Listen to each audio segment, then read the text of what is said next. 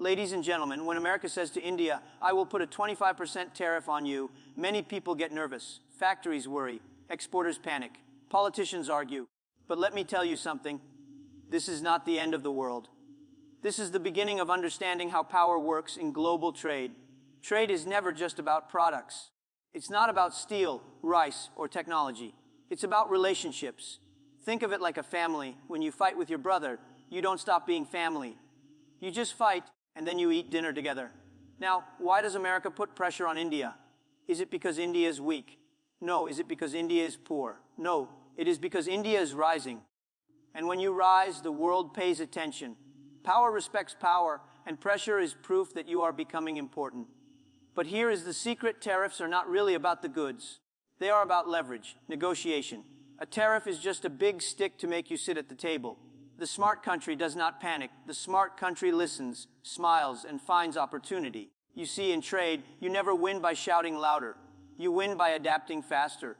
A strong economy is like bamboo. It bends with the wind, but it never breaks. India must not fight pressure with anger. It must fight pressure with innovation. And remember this, in the new economy, the survivors are not the biggest countries or the richest countries. The survivors are the most adaptable countries. If the U.S. closes one door, India must find 10 new doors. If one market becomes difficult, India must make 10 new markets. So when you ask me, why is the U.S. pressuring India? I say, don't waste time asking, why? The real question is, what will India do with the pressure? Pressure can destroy you, or pressure can make you stronger. Coal under pressure becomes diamond. Which one will India choose? Thank you. When we talk about trade, most people immediately think of numbers, GDP growth, trade deficits, import taxes, and export values. Politicians love to show charts, economists love to calculate percentages, and journalists love to shout about billions of dollars. But trade is not really about numbers. Trade is about relationships. Numbers are the result of trust, not the cause of it. If two countries trust each other, they will find ways to do business, even if the numbers don't look perfect. If two countries don't trust each other, even if the numbers look beautiful, the relationship will break. Think of it like friendship. You don't calculate how much money you spend on your friend before you decide if he is worth keeping. You build trust, you share experiences, and you grow together. Trade between nations works exactly the same way. When the U.S. says it has a deficit with India, it is like a friend saying, you ate more of my food than I ate of yours. But a wise friend does not end the friendship because of one dinner. A wise friend asks, what can we cook together next time? In the same way, nations must not see trade deficits as weapons. They must see them as signals to improve cooperation. Remember, the United States and India are not enemies. They are two powerful nations that need each other. America needs India's talent, its market, and its innovation. India needs America's technology, capital, and influence. The relationship is not about who is richer today or who is stronger tomorrow. It is about building long-term trust so that both sides can grow together. Let me give you an example. In business, when two companies fight only about profit margins, the relationship usually collapses. But when two companies fight for a bigger market together, both win. That is the difference between focusing on numbers and focusing on relationships. The United States may want to put tariffs on Indian goods, but if India sees beyond the tariffs and focuses on strengthening the partnership, it will win much more in the long run. Because numbers can change overnight, but relationships can last generations. Look at history. Japan and the United States had bitter trade disputes in the 1980s. There were tariffs, accusations, and political pressure. But today, Japan and the U.S. are among the closest allies and trade partners in the world. Why? Because they shifted from numbers to relationships. They learned to respect each other, trust each other, and invest in each other's future. India must see the current pressure in the same way. A tariff today is just noise. The real music is the partnership that can be built for tomorrow. So, when you hear about tariffs, don't just think about percentages. Don't just think about deficits. Think about trust. Trade is not a math problem, it is a human relationship, and the stronger the relationship, the less important the numbers become. When America threatens India with a 25% tariff, many people think it is about mangoes, motorcycles, or steel. But let me tell you, it is never about the goods. The goods are just the excuse. The real game is power, negotiation, and leverage. Imagine you are playing chess. Do you move your pieces only to eat your opponent's pawn? No. You move your pieces to control the board, to pressure the king, to make your opponent nervous. That's what America is doing. The tariff is just a pawn. The real move is about control. In international trade, tariffs are not weapons of destruction, they are tools of negotiation. When the U.S. says, "We will put tariffs," what it really means is, come sit at the table, because we want something from you. It's not personal, it's business. It's not even about whether India is right or wrong. It's about leverage. In life, the one who shouts loudest is not always the strongest. Sometimes the one who shouts is simply creating fear, so the other side will give something away without a fight. Let me give you a business example. Suppose you run a company and your supplier becomes very powerful. They raise their prices. You don't actually hate them. You don't want to destroy them, but you threaten to stop buying. Why? Because you want a better deal. You want to remind them that you are still the big customer. That is exactly how the U.S. behaves. By threatening India, America is reminding the world, we are still the largest economy. We still control the biggest market. If you want to sell to us, you must listen to us. Now, is this unfair? Some people will say yes, but this is how the world works. Power is never given. It is always negotiated.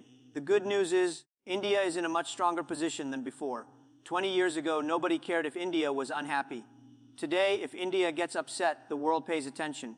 That is progress. That is influence. Pressure is not a sign of weakness. Pressure is a sign that you are now important enough to negotiate with. But here's the key. If India only focuses on the tariff itself, it will miss the bigger picture. Don't argue over the mango. Don't cry over the motorcycle. Ask, what is the U.S. really trying to get? Maybe they want access to India's digital market. Maybe they want India to buy more American energy. Maybe they want geopolitical alignment. The goods are just the surface. The real deal is always deeper. So, when you see America's 25% tariff threat, don't panic. Don't take it personally. Understand it as a negotiation tactic. Remember, in business and in life, the one who survives is not the one who reacts emotionally. It is the one who sees the game clearly. Tariffs come and go. But if India plays the game wisely, this pressure will turn into partnership, and this conflict will turn into opportunity. Most people, when they face pressure, immediately feel pain. When America threatens tariffs, the first reaction in India is often, we are being punished. We are being treated unfairly. But let me tell you, pressure is not punishment. Pressure is opportunity. A diamond is created only when coal is put under enormous pressure. Without pressure, coal stays coal forever. With pressure, it becomes something the whole world treasures. When the U.S. puts pressure on India, it is not saying, we don't like you. It is saying, you are now important enough that we want you to change. If India interprets this only as punishment, it will miss the chance to grow. But if India sees it as an opportunity, it can become stronger, faster, and more competitive. Remember, in business, your biggest complaints are often your biggest opportunities. Customers complain not because they hate you, but because they expect more from you. The fact that they complain means they still care. The day they stop complaining is the day you are irrelevant. Think about this: if the U.S. pressures a small country with no exports, nobody notices. But when the U.S. pressures India, it becomes world news. That is opportunity. It means India has something valuable. It means India is on the global stage. Pressure should be seen as free publicity. It shows you matter. The key question is, how do you respond? Do you panic? Do you get angry? Do you complain? Or do you innovate, adapt, and use the moment to prove your strength? I always tell entrepreneurs, when your competitor attacks you, don't waste time crying. Say thank you. Because the attack is a signal you are doing something right. If nobody pressures you, it means you are not growing. The same applies to nations. India should thank pressure. Without it, India might stay comfortable and slow. With it, India has the chance to accelerate. Let's look at history. When China joined the World Trade Organization, it faced enormous pressure from the U.S. and Europe. Tariffs, restrictions, criticism. Many people said, this is unfair. But China didn't treat it as punishment. It treated it as training. It used the pressure to modernize its factories, improve quality, and become more competitive. Today, China is the world's manufacturing powerhouse. Why? Because it turned pressure into fuel. India can do the same. Pressure forces creativity. Pressure forces efficiency. Pressure forces focus. If India wants to be a global leader, it must accept pressure as part of the journey. No champion ever won a medal without heavy training. No nation ever became great without facing external pressure. The U.S. tariffs are not chains holding India down. They are weights India can lift to grow stronger. So my message is simple: don't fear pressure, embrace it. Don't see tariffs as punishment, see them as the training ground for India's future. Because in life and in trade, pressure doesn't break you, it shapes you. Global trade is very much like a marriage. When two people get married, they promise to share life together. They promise to support each other in good times and bad. But does that mean they never fight? Of course not. Every husband and wife argues. Sometimes about money, sometimes about food, sometimes about small, silly things. But smart couples understand you don't file for divorce every time you argue. You solve the problem, you forgive, you compromise, and you move on. Because the relationship is bigger than one argument.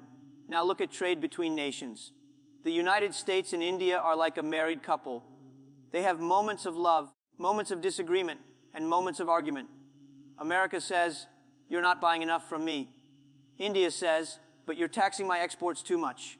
This is normal. This is not the end of the relationship. It is just part of the process. If countries treat every argument as a reason for separation, the world would have no partnerships left. The secret of trade, like marriage, is learning how to argue without breaking the bond. Let me share a story. I once knew a businessman who divorced his partner after their first big disagreement. He said, "I can't work with him, we don't agree." But later, he tried to build another business and faced the same thing. Another disagreement, another breakup. After 3 or 4 times, he realized the problem was not the partners, it was him. Because in business, in marriage, and in trade, disagreement is normal. What matters is how you handle it. In global trade, tariffs are like the arguments of marriage. They sound big, they create tension, they make headlines. But in reality, they are tools for negotiation. After some shouting, both sides usually come back to the table and find a way forward. Why? Because the relationship is too valuable to lose. The U.S. cannot ignore India's growing market. India cannot ignore America's capital and technology. Like husband and wife, they may fight today, but tomorrow they must sit together at the same table. The danger is when countries forget this simple truth and act as if every fight is the end of the world. If every argument in a marriage ends in divorce, nobody stays married. If every argument in trade ends in separation, nobody prospers. The wise nations, like wise couples, accept disagreements as part of growth. They don't panic. They don't overreact.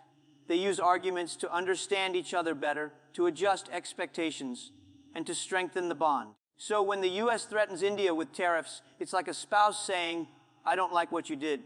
Does that mean the marriage is over? No. It means it's time to sit down, talk honestly, and find a better balance. Trade, like marriage, requires patience, trust, and compromise. If both sides remember this, the partnership will not just survive the arguments, it will become stronger because of them. In the old world, survival belonged to the strongest. In the animal kingdom, the lion ruled because of strength. In the business world of the past, the richest company won because it had the biggest factories, the most money, and the largest distribution network. But today, things are different. In the new world economy, survival does not belong to the strongest or the richest. It belongs to the most adaptable, the ones who change fastest, who learn quickest, and who move with the times. They are the ones who win. Think about it. Nokia was once the strongest mobile phone company in the world. Nobody was richer, nobody was bigger. But when the smartphone era came, they failed to adapt. Within a few years, their empire collapsed. Meanwhile, companies like Apple and Samsung, who were not as strong in the beginning, adapted quickly, embraced change, and became global leaders. This is the new rule of survival. Adaptability beats strength, agility beats size. Now let's apply this to nations. The United States may be strong, India may be growing, China may be powerful, but strength and wealth alone are not enough. The question is, how adaptable are you? When tariffs come, when markets shift, when technology disrupts old industries, can you pivot? Can you innovate? Can you survive in uncertainty? This is the real test of greatness. For India, adaptability must be the strategy. If the U.S. shuts the door with tariffs, don't cry at the door. Find 10 new doors. If one industry is pressured, don't only defend, create new industries. If the world is moving towards renewable energy, digital trade, and artificial intelligence, India must not wait. India must leap. Because in this world, speed matters more than size. I always tell young entrepreneurs, don't compete to be the biggest fish in the pond, because the pond may dry up tomorrow. Compete to be the fish that can swim in any water, river, lake, or ocean. That fish will never die. In the same way, India must not focus only on being the biggest exporter of one product or the cheapest supplier of one service. It must focus on adaptability, creating multiple strengths, diversifying opportunities, and preparing for the next economy, not the last one. Look at history during crisis. Adaptable nations always win. After World War II, Japan had almost nothing left. But it adapted, first with low-cost products, then with technology, then with innovation. Today, Japan is one of the most advanced economies in the world. The Soviet Union, on the other hand, was strong, but it could not adapt. It collapsed. Strength without adaptability is like a giant tree that cannot bend. One storm, and it falls. Adaptability is like bamboo. It bends, it sways, but it never breaks. So remember this truth: in the 21st century, power is not measured by how strong or rich you are today. It is measured by how quickly you can adapt tomorrow. For India, this is the biggest opportunity. The question is not, how big are we? The question is, how fast can we change? So, the truth is clear: India cannot control America's actions, but it can control its own. The question is not why America is playing the game. The question is how India chooses to play it. In the end, nations, like people, are remembered not for what pressures they faced, but for how they responded to them.